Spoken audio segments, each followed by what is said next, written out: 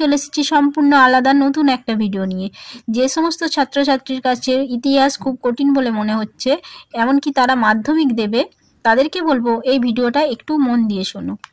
আজকে আমি একটা সংক্ষিপ্ত প্রশ্ন নিয়ে এসেছি, সেটি হলো নব্যবঙ্গ আন্দোলন কেন ব্যর্থ হয়, আর নব্যবঙ্গ আন্দোলনের সীমাবদ্ধতাটাই বা কী ছিল। এই প্রশ্নটা খুব পড়ে, তো চলো সহজ সরলভাবে বুঝিয়ে দিই। হিন্দু কলেজের তরুণ অধ্যাপক ডিরোজিওকে কেন্দ্র করে ছাত্র গোষ্ঠী গড়ে উঠেছিল। তারই নাম ছিল নব্যবঙ্গ গোষ্ঠী। আর এই নব্যবঙ্গ গোষ্ঠী কেন ব্যর্থ হয়েছিল? এক, আন্দোলনকারীদের কোনো গঠনমূলক কর্মসূচি ছিল না, এমনকি তাদের চিন্তাধারাও ছিল নেতিবাচক। 2 নম্বর, তাদের আন্দোলনের পিছনে জনসমর্থন ছিল না।